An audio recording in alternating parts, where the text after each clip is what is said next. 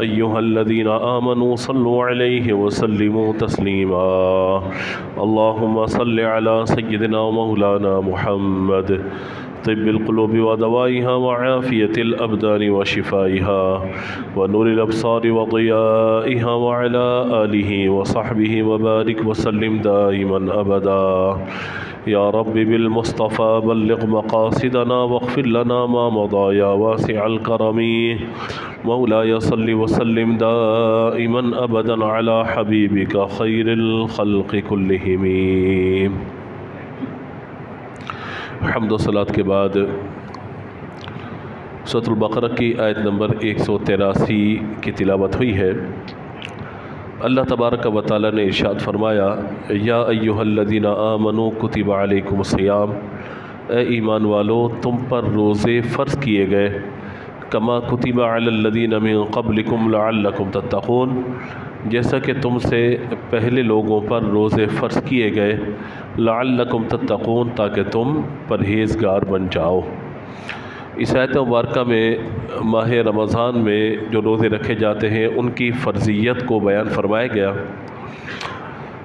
روزے نبی مکرم علیہ الصلاۃ والسلام اور آپ کی امت پر فرض فرمائے گئے سن 2 ہجری میں، یعنی جب آقا صلی اللہ تعالیٰ علیہ وآلہ وسلم مکے سے ہجرت کر کے مدینہ تشریف لائے ہیں، تو اس وقت جب دوسرا سال آیا تو روزے فرض کیے گئے، اور صحیح روایات کے مطابق اسی سال زکوٰۃ بھی فرض ہوئی ہے. تو روزے اور زکوٰۃ کی فرضیت کا تقریباً ایک ہی سال ہے کہ جس سال روزے بھی فرض ہوئے اور زکوٰۃ بھی فرض کی گئی. دوسرا یہاں بیان فرمایا گیا کہ اے ایمان والو تم پر روزے فرض کیے گئے کما کتب علی الذین من قبلکم، جیسا کہ تم سے پہلی امتوں پر یا پہلے لوگوں پر بھی روزے فرض کیے گئے تھے. اس کا مطلب یہ ہے کہ روزہ یہ ایک قدیم عبادت ہے. ایسا نہیں کہ ہم پہ فرض ہوئے پہلے امتوں پہ نہ تھے، بلکہ ایک ایسی قدیم عبادت ہے کہ جس کی بات یہ کی جاتی ہے کہ ہم سے پہلے بھی امتوں پر اللہ نے روزوں کو فرض فرمایا تھا. بعض امتوں پر یہ ہوا کہ مہینے میں کوئی ایک روزہ فرض ہوا، بعد میں سال میں ایک روزہ فرض ہوا.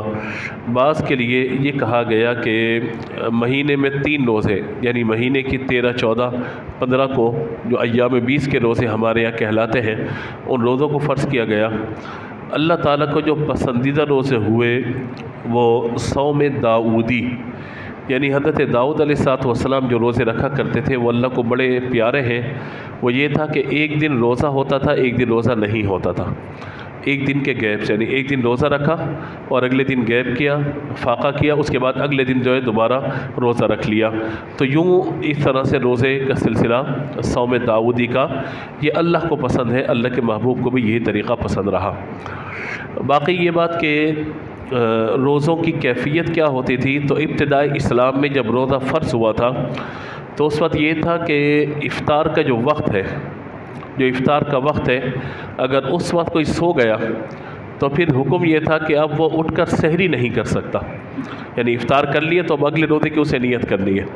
تو آگے انہی آیات میں اللہ تبارک و تعالیٰ نے آگے ارشاد فرمایا کہ پھر بعد میں لوگوں کی مشقت اور تکلیف کی وجہ سے اس مسئلے کو آسان کر دیا گیا، اور پھر فرمایا گیا کہ صبح سے لے کر رات تک روزے کو مکمل کرو، اور پھر رات تمہارے لیے حلال کر دی گئی کھانے کے لیے، پینے کے لیے اور میاں بیوی کے لیے. تو پوری رات پھر کھانے پینے کی آسانی و سہولت عطا کر دی گئی.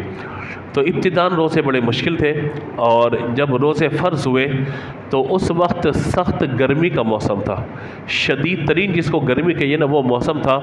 تو اسی وجہ سے اس کو رمضان کہا گیا. رمضان یعنی یہ گرمی سے اور شدت کی گرمی سے جسے لو چل رہی ہوتی ہے اور سخت ترین جو ہے وہ موسم ہوتا ہے، اس موسم کی وجہ سے اس مہینے کا نام رمضان جو ہے وہ رکھا گیا. یہ تو اللہ کا شکر ہے کہ اب ہمارے یہاں موسم بہت آسان آتا چلا جا رہا ہے، لیکن بیچ میں کچھ مہینے کچھ سال ایسے بھی گزرے رمضان کے مہینوں کے کہ جب موسم بڑا سخت ہوتا تھا. لیکن اللہ تبارک و تعالیٰ ایک ایمان والے کو یہ ہمت عطا فرماتا ہے کہ جب وہ روزے کی نیت کرتا ہے تو اللہ پہ توکل کرتے ہوئے بندہ صبح سے لے کر رات تک اپنے روزے کو اللہ کی رضا کے لیے مکمل کر جاتا ہے. اللہ ہی آسانی فرماتا ہے، ورنہ یقینی بات یہ ہے کہ پورا مہینہ بھوکا پیاسا رہنا یہ ایک عام بندے کے بس کی بات نہیں ہے. اللہ ہی جس کو توفیق عطا فرمائے اور اللہ ہی پر بھروسہ کرنے والے ایمان والے اللہ پہ بھروسہ کرتے ہوئے پورے دن بھوک و پیاس برداشت کرتے ہیں یہاں تک کہ مہینہ جو ہے وہ مکمل ہو جاتا ہے۔ تو پہلی بات تو یہ کہ پہلے امتوں پر، پہلی شریعتوں پر بھی روزے فرض ہوئے، اور اگرچہ اس کے احکام ہم سے مختلف ہوتے تھے، کتنے گھنٹے کا روزہ تھا، کتنے دن کا روزہ ہوتا تھا، وہ ایک الگ ہے، لیکن اللہ تبارک و تعالیٰ نے اس امت کو پورے مہینے کے روزے عطا فرمائے۔ اور یہ بھی میں نے سن 2 ہجری کا آپ کو عرض کیا، تو اس کے ساتھ یہ بھی ذہن میں رکھیے گا کہ 10 شعبان المعظم کو، ماہ رمضان سے پہلے جو 10 شعبان آیا اس میں روزے فرض کیے گئے، یعنی 20 دن پہلے، رمضان شروع سے 20 دن پہلے روزے فرض کیے گئے۔ اسی لیے آپ یہ دیکھیے کہ نبی مکرم علیہ الصلوۃ والسلام کی جو فضیلتیں ماہ رمضان کے باب میں ہمیں نظر آتی ہیں، ان میں ایک طویل حدیث مبارکہ سیدنا سلمان فارسی رضی اللہ تعالیٰ عنہ کی ہے۔ وہ کہتے ہیں کہ نبی مکرم صلی اللہ تعالیٰ علیہ وآلہ وسلم نے رمضان سے 1 دن پہلے ہم سے خطاب فرمایا، ہم سے گفتگو فرمائی، ہمیں خطبہ ارشاد فرمایا، اور اس میں حضور صلی اللہ تعالیٰ علیہ وآلہ وسلم نے فرمایا کہ ان قریب تمہارے پاس ایک مہینہ آنے والا ہے جس کے روزے اللہ تبارک و تعالی نے تم پر فرض کیے ہیں۔ اس مہینے کی فضیلت یہ ہے کہ فرمائے کہ اس مہینے میں جو بندہ نفل ادا کرے گا اللہ تعالیٰ اسے فرضوں کا ثواب عطا فرمائے گا، یعنی کوئی نفل ادا کرے اسے اللہ تعالیٰ فرض کا ثواب عطا فرمائے گا، اور فرمائے کہ جو فرض ادا کرے گا اللہ تعالیٰ اس کے ثواب کو 70 گنا بڑھا کر عطا فرمائے گا۔ اور فرمائے کہ اس مہینے میں اللہ تعالیٰ نے ایک رات رکھی ہے جس کو لیلۃ القدر کہا جاتا ہے، اس رات میں عبادت کرنا 1000 مہینوں سے زیادہ عبادت کرنے سے بہتر ہے۔ اور لیلۃ القدر یہ وہ رات ہے کہ جس رات اللہ تعالیٰ نے قرآن پاک کو نازل فرمایا، جو ماہ رمضان کے آخری عشرے کی طاق راتوں میں، اور زیادہ تر علماء کی رائے یہ ہے کہ ماہ رمضان کی 27ویں شب ہوتی ہے کہ جو نزول قرآن کی رات ہے۔ اس طرح فرمائے کہ اس کا پہلا عشرہ رحمت ہے، دوسرا مغفرت ہے، وآخرہ عتق من النیران، اور آخری عشرہ اس کا جہنم سے آزادی کا عشرہ ہے۔ اور پھر طویل حدیث مبارکہ ہے کہ اس میں فرمایا گیا کہ اس میں جنت کے دروازے کھول دیے جاتے ہیں، جہنم کے دروازوں کو بند کر دیا جاتا ہے، اور یہاں تک فرمائے کہ شیاطین کو قید میں ڈال دیا جاتا ہے۔ یہ آسانی ہے ہمارے لیے اور آپ کے لیے کہ جنت کے دروازے کھل گئے، جہنم کے دروازے بند، اور شیاطین کو قید کر دیا گیا تاکہ بندہ شیطان کے وسوسے میں آ کر جو اللہ کی نافرمانی کر لیتا ہے، اب شیطان بھی بند کر دیا، لہذا اب بندہ اچھے انداز سے اللہ کی عبادت کرے۔ دیکھیں 2 چیزیں انسان کو گمراہ کرتی ہیں، ایک ہے شیطان اور دوسرا اس کا نفس امارہ۔ نفس ہمارا 3 طرح کا ہوتا ہے، ایک ہے نفس امارہ جس کو 13ویں پارے کے آغاز میں یہ بیان کیا گیا، ان وما ابرئ نفسی ان النفس لامارۃ بالسوء، کہ نفس امارہ ہمیشہ برائی کی دعوت دینے والا ہے۔ ایک ہوتا ہے نفس مطمئنہ، یا ایتھا النفس المطمئنہ، یہ اطمینان والا نفس جو ہے وہ اللہ کے نبیوں کا یا اولیاء کا ہوتا ہے، بڑا اطمینان والا نفس، جس کے لیے بیان فرمایا گیا کہ اے اطمینان والی روح نکل جا اپنے جسم سے، ارجعی الی ربک راضیۃ مرضیہ، اس حالت میں اس بندے مومن کے جسم سے باہر نکل اور اپنے رب کی طرف جا کہ اللہ تجھ سے راضی اور تو اپنے رب سے راضی ہے۔ ارجعی الی ربک راضیۃ مرضیہ فادخلی فی عبادی وادخلی جنتی۔ تو یہ اللہ تبارک و تعالیٰ کے نیک بندوں کی ارواح ہوتی ہیں۔ تیسرا جو نفس ہے جس کو نفس لوامہ کہا گیا، ولا اقسم بالنفس اللوامہ، نفس لوامہ، نفس لوامہ انسان کو ملامت کرنے والا نفس ہوتا ہے، یعنی اگر بندہ کوئی گناہ کرتا ہے، نافرمانی کرتا ہے، تو اندر سے ضمیر اس کا یہ بات کہتا ہے کہ نہیں تو نے غلط کیا ہے، تو یہ نہیں کرنا چاہیے۔ یا بندہ برائی کر رہا ہوتا ہے تو اندر سے ایک آواز آتی ہے، نہیں کرنا، نہیں کرنا، روکا جا رہا ہوتا ہے۔ تو یہ نفس لوامہ یہ بھی اللہ کی بہت بڑی نعمت ہے کہ اس کی برکت سے بندہ گناہوں سے آباد رہ جاتا ہے، نفس لوامہ۔ اور نفس امارہ تو یہ سرکش لوگوں کا ہوتا ہے جو انسان کو نافرمانی طرف لے کے چلے جاتے ہیں۔ اسی لیے آپ اگر صوفیاء کرام کے پاس جائیں گے، اللہ کے نیک بندوں کے پاس جائیں گے، بزرگوں کے پاس جائیں گے، تو وہ کہیں گے کلمہ طیبہ کا ورد کیا کرو، لا الہ الا اللہ، جو الا اللہ کی ضرب ہے یہ دل پہ لگاؤ، لا الہ الا اللہ کی ضرب دل پہ لگاؤ، درود پاک پڑھو، قرآن کی تلاوت کرو، موت کو یاد کرو، ہر وقت اللہ کا خوف دل میں رکھو۔ کیوں؟ کیونکہ جب یہ دل نرم پڑتا ہے نا تو نفس امارہ پہ کلمہ طیبہ کی جب ضرب لگتی ہے تو انسان کو یہ نفس گناہوں سے محفوظ رکھ لیتا ہے، اور نفس امارہ نفس لوامہ کی طرف چلا جاتا ہے جو برائی کے راستے سے اسے روکنے والا ہوتا ہے۔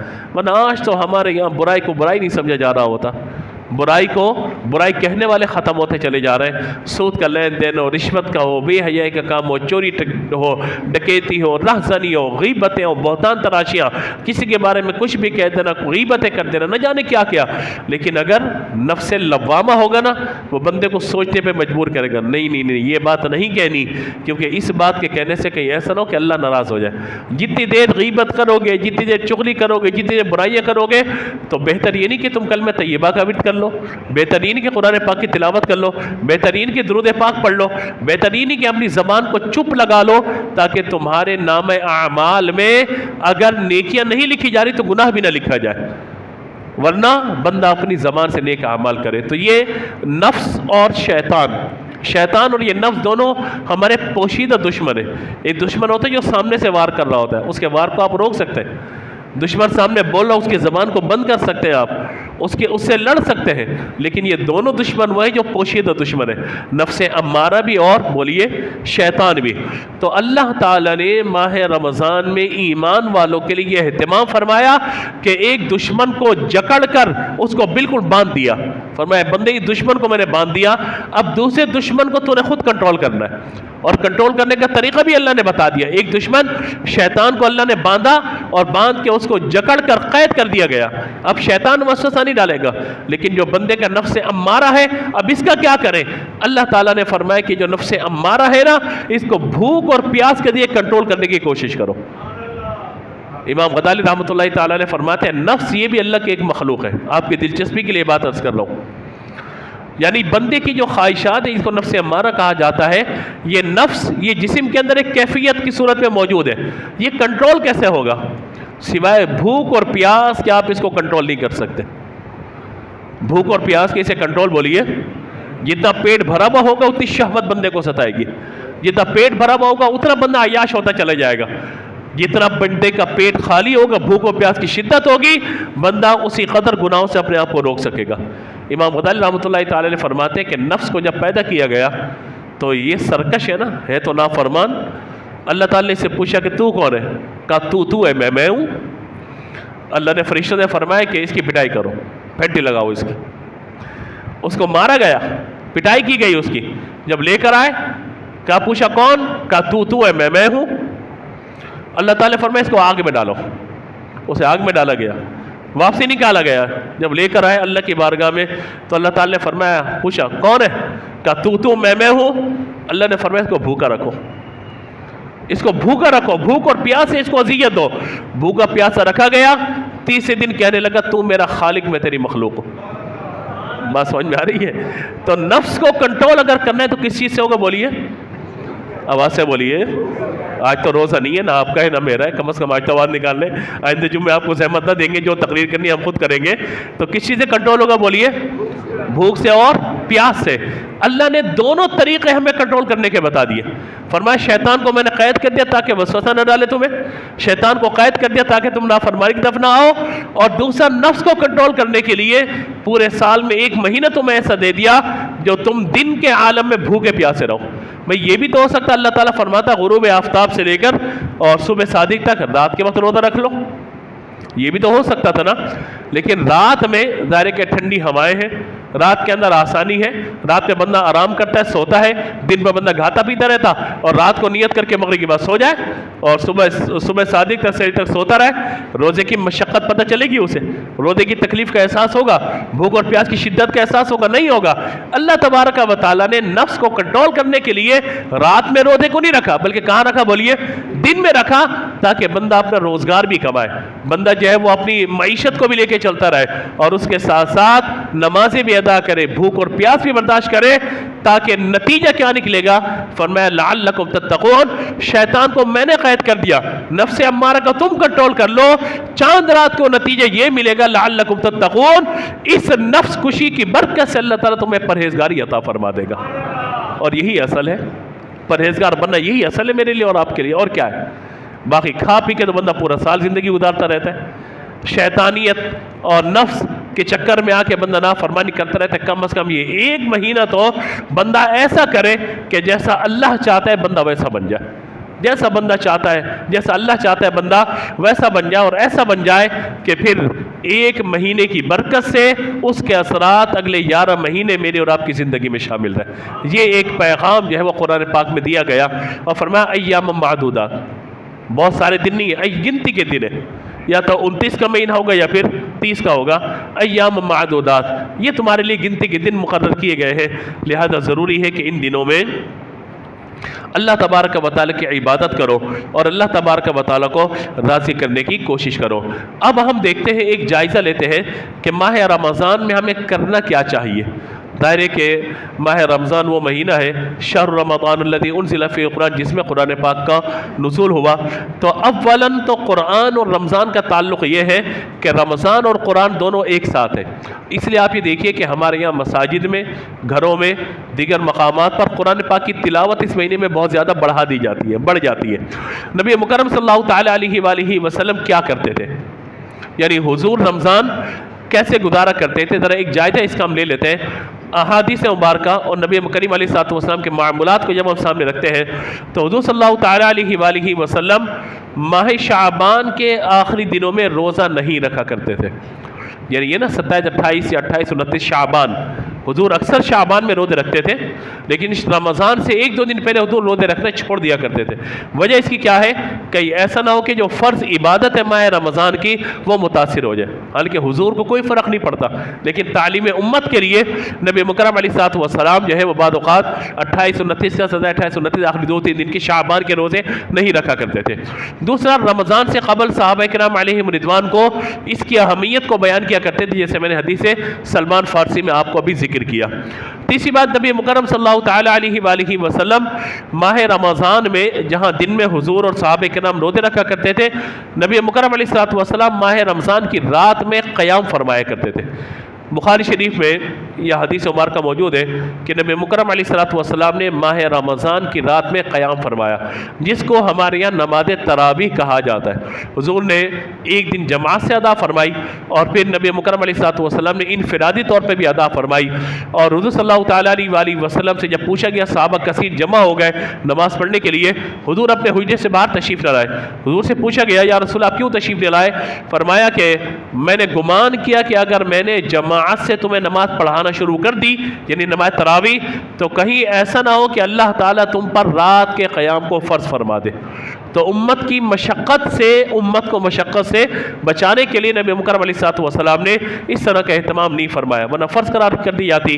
اس کے بعد لوگ انفرادی طور پہ نماز تراویح ادا کرتے رہتے تھے، یہاں تک کہ حضرت سیدنا عمر فاروق اعظم رضی اللہ تعالیٰ کے جب دور مبارک آیا تو آپ نے دیکھا کہ رمضان کا چاند نظر آیا اور لوگ کچھ یہاں پہ نماز پڑھ رہے ہیں، کچھ وہاں پڑھ رہے ہیں، کچھ وہاں پڑھ رہے ہیں۔ آپ نے اگلی رات تمام کو جمع فرمایا، اور حضرت ابی بن کعب رضی اللہ تعالیٰ، یہ قرآن پاک کے حافظ سے بہترین قاری تھے، آپ نے عشاء کی جماعت پڑھائی حضرت عمر فاروق اعظم رضی اللہ تعالیٰ عنہ نے، اور حضرت ابی بن کعب رضی اللہ تعالیٰ عنہ کو فرمایا کہ آپ پورا مہینہ ہمیں قیام بھی فرمائے ہمارے لیے، اور ہمیں تراویح میں قرآن پاک بھی سنائے۔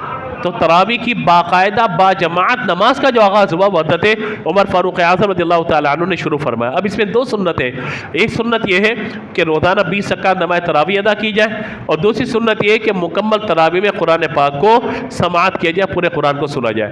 ہمارے یہاں بعض لوگ 10 روزہ، 20 روزہ، 8 روزہ، 6 روزہ پڑھ لیتے ہیں اور سمجھتے ہیں تاجر حضرات خاص طور پہ کہ بس چھٹی ہو گئی، اب 6 دن پڑھ لیا، باقی تراویح کی چھٹی ہو گئی۔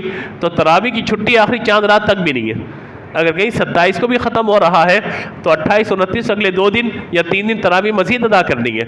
تو یوں مطلب پورا مہینہ ایک سنت یہ ہے کہ روزانہ 20 رکعت نماز تراویح ادا کی جائے، اور دوسری سنت کیا ہے کہ تراویح میں قرآن پاک کو یعنی ایک تلاوت کرنے والا اور باقی سب سماعت کرنے والے ہوں، جیسے کہ ہمارے مساجد کے اندر یہ سب سلسلے الحمدللہ ہوتے ہیں۔ اگلا کام یہ ہے کہ نبی مکرم صلی اللہ تعالیٰ علیہ وآلہ وسلم ماہ رمضان میں کثرت سے قرآن پاک کی تلاوت فرماتے تھے، کثرت سے، اور یہاں تک کہ بخاری شریف اور دیگر احادیث میں اس بات کو بیان فرمایا گیا کہ نبی مکرم صلی اللہ تعالیٰ علیہ وآلہ وسلم حضرت جبریل امین کے ساتھ قرآن کا دور فرمایا کرتے تھے۔ قرآن کا دور سمجھتے ہیں؟ یہ تھے وفاد کرام. آج کل مجھ سمیت لگے ہوئے ہیں سب کے سب قرآن پاک پڑھنے میں کہ رمضان میں کوئی تراویح میں غلطیاں نہ آئیں، محنت کر لیں. لیکن غلطی آنا ظاہر ہے کہ یہ ممکن ہوتا ہے. کوئی بندہ دعویٰ نہیں کر سکتا میں قرآن ایسا پڑھوں گا مجھے غلطی نہیں آئے گی. خطا کا، غلطی کا، صاف کا، بھول جانے کا، متشابہ کا امکان بہرحال رہتا ہے جتنی بھی بندہ محنت کر لے. حالانکہ بہت سارے وفاد کرام ہیں جو دن میں بھی پڑھتے ہیں، دوپہر میں بھی پڑھتے ہیں، حافظ صاحب کو سناتے بھی ہیں، اس کے بعد غلطیاں آ جاتی ہیں. تو یہ کوئی بڑی بات نہیں ہے غلطیوں کا آنا. تو اس سے صرف نظر کرتے ہوئے اگلی بات کی طرف میں جاؤں. نبی مکرم علیہ الصلوۃ والسلام کی بارگاہ میں جبریل امین آتے تھے. جبریل امین حضور کو قرآن سناتے تھے پورا رمضان، اور نبی پاک علیہ الصلوۃ والسلام جبریل امین کو قرآن پاک سنایا کرتے تھے. تو یہ دور قرآن پاک کا جو وفاد کرام کرتے ہیں، اگر اس نیت سے کریں کہ حضور اور جبریل کی سنت ہے تو انشاءاللہ انہیں سنت کا ثواب بھی اللہ تعالیٰ عطا فرمائے گا. اور جب حضور صلی اللہ تعالیٰ علیہ وآلہ وسلم کا عمر کے اعتبار سے آخری سال تھا تو حضور نے 2 مرتبہ قرآن پاک کا دور فرمایا تھا. ایک سال یعنی ایک مہینے میں 2 مرتبہ قرآن پاک کا سنانا نبی پاک علیہ الصلوۃ والسلام حضرت جبریل علیہ السلام کا ہوا. اگلا معاملہ یہ کہ صحابہ کرام علیہم رضوان کہتے ہیں کہ ماہ رمضان میں حضور صلی اللہ تعالیٰ علیہ وآلہ وسلم کثرت سے صدقہ و خیرات کیا کرتے تھے. کثرت سے فرمایا جس طریقے سے ڈھلان سے کسی چیز کو اوپر رکھا جائے تیزی سے وہ چیز نیچے آتی ہے، حضور اس سے زیادہ لوگوں پر جو ہے وہ صدقہ و خیرات فرمایا کرتے تھے. اسی طریقے سے قیدیوں پر نرمی کرنا، ملازمین کے لیے آسانیاں فراہم کرنا، یہ تمام معاملات. اور یہاں تک کہ نبی مکرم علیہ الصلوۃ والسلام ماہ رمضان کے آخری عشرے کا اعتکاف بھی فرمایا کرتے تھے. تو لہٰذا یہ وہ چیزیں ہیں کہ جنہیں ہمیں اختیار کرنا چاہیے جس سے ممکن ہو سکے ماہ رمضان میں روزانہ 2 پارے تلاوت کریں، 3 پارے تلاوت کریں، ورنہ کم از کم 1 پارہ تو ضرور تلاوت کریں. دوسرا یہ کہ ماہ رمضان میں تراویح مرد حضرات با جماعت مسجد میں آ کر ادا کریں، خواتین اپنے گھروں میں ادا کریں. ہاں اگر کہیں خواتین کی با جماعت نماز کا اہتمام ہو، با پردہ یعنی امام مرد ہی ہو اور خواتین اگر با پردہ وہاں پہ جماعت کے ساتھ شامل ہونا چاہے اور مقصود فقط تراویح پڑھنا نہ ہو بلکہ درس قرآن ہو، جیسا کہ ہمارے یہاں بھی ہوتا ہے کہ الحمدللہ ہمارے یہاں یکم سے لے کر یعنی چاندہ سے لے کر 29ویں شب تک پورا مہینہ جو قرآن پاک کی تلاوت رہتی ہے، اور جو آخری تاخرات ہوتی ہے اسے ختم قرآن کا سلسلہ یا تکمیل قرآن کا سلسلہ ہوتا ہے. تو الحمدللہ ہماری کوشش ہوتی ہے کہ پورا مہینہ اولاً تراویح ہو اور تراویح کے بعد جو خلاصہ تراویح درس قرآن انشاءاللہ اس مرتبہ یہ ہمارا 16واں سال ہوگا انشاءاللہ اللہ کی رحمت سے. یہاں پہ 16 سال مسلسل انشاءاللہ ہمارے ہو جائیں گے جو اس مسجد میں ہمارے تراویح کے بعد الحمدللہ تفسیر کا سلسلہ ہوگا.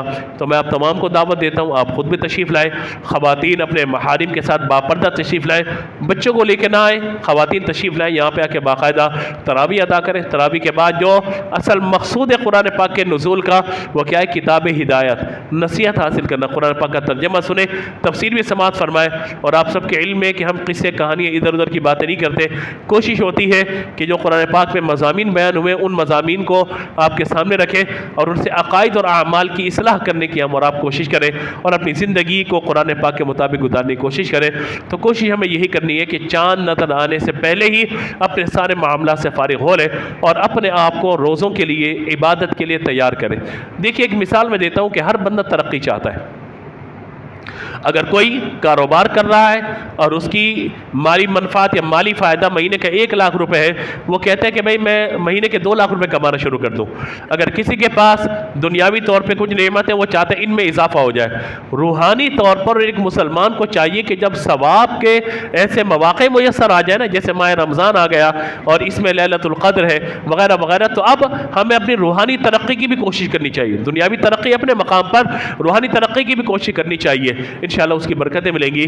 آخری بات عرض کرنا چاہتا ہوں، اس مہینے کے بہت سارے نام ہیں، جیسے ماہ رمضان بھی ہے، اسی طریقے سے اس مہینے کا ایک نام ماہ وسعت رزق بھی ہے. کیا نام ہے؟ ماہ وسعت رزق. اللہ تبارک و تعالی اس مہینے میں لوگوں کے رزق میں اضافہ فرما دیتا ہے. اور اس کو آپ دیکھیے گا ذرا اپنے دسترخوانوں پر، پورا سال جو ہمارے دسترخوانوں پہ نعمتیں نہیں ہوتی، اللہ ایسے اسباب بنا دیتا ہے کہ ماہ رمضان میں ہمارے دسترخوانوں پر وہ نعمتیں موجود ہوتی ہیں. وہی آمدنیں، وہی ساری چیزیں، بس اللہ ایسی برکت عطا فرما دیتا ہے، ایسے اسباب عطا فرما دیتا ہے کہ پورا سال جو چیزیں ہم ہفتے میں 10 دن میں 20 دن میں جا کر کھاتے ہیں، اللہ کی رحمت سے اس وسعت رزق کے مہینے کی برکت سے ہمارے دسترخوان پر وہ چیزیں پورا مہینہ موجود موجود ہوتی ہیں الحمدللہ۔ اور پھر سب سے بڑی بات یہ ہے ماہ رمضان میں کھانے پینے اوڑھنے پہننے کا کوئی حساب ہی نہیں ہوتا، کیونکہ یہ اللہ کی طرف سے بے حساب رحمت برکت لٹانے کا مہینہ ہے۔ کعبہ معظمہ کی طرف لوگ جاتے ہیں اور وہاں جا کر برکتیں پاتے ہیں، زمزم کی طرف لوگ جاتے ہیں اسے پیتے تب برکتیں پاتے ہیں۔ یہ اللہ کا ایسا مہمان ہے، ایسا پیارا مہینہ ہے جس کے پاس ہمیں نہیں جانا پڑتا، یہ مہینہ اللہ کا مہمان خود ہمارے گھروں میں آ کر ہمیں برکت عطا فرما رہا ہوتا ہے۔ تو لہذا اپنے آپ کو تیار کریں عبادت کے لیے، پورا مہینہ عبادت، پورا مہینہ ریاضت، روزے، تراویح، اور مقصد کیا ہے؟ لعلکم تتقون۔ اللہ نے شیطان کو قید کر دیا اور نفس امارہ کو کنٹرول کرنے کے لیے ہمیں بھوک و پیاس کی نعمت عطا فرما دی، اس نعمت کی ہم قدر کریں اور روزہ رکھنے کے ساتھ ساتھ تقوی پرہیزگاری اختیار کریں، روزے میں جھگڑا نہ کریں، روزے میں پھڈا نہ کریں، روزے میں غصہ نہ کریں، افطار کے بعد لوگوں سے لڑیں مت، فروٹ والوں سے جھگڑا نہ کریں، کچھ نہ کریں، بس اللہ کی رضا کے لیے صبر۔ اور فرمایا گیا کہ یہ مہینہ ماہ صبر ہے اور صبر کا بدلہ اللہ تعالیٰ ایمان والوں کو جنت کی صورت میں عطا فرمائے گا۔ اللہ تعالیٰ مجھے اور آپ کو اس مہینے کی برکات عطا فرمائے اور خیر و عافیت کے ساتھ اس مہینے کو پانا اور اس میں عبادت کرنا اللہ تعالیٰ ہم سب کو نصیب فرمائے۔ گفتگو میں غلطی ہوئی اللہ کی بارگاہ میں معافی کا طلبگار ہوں، آسان ہوگی اس کے بعد سنت ادا کیجیے۔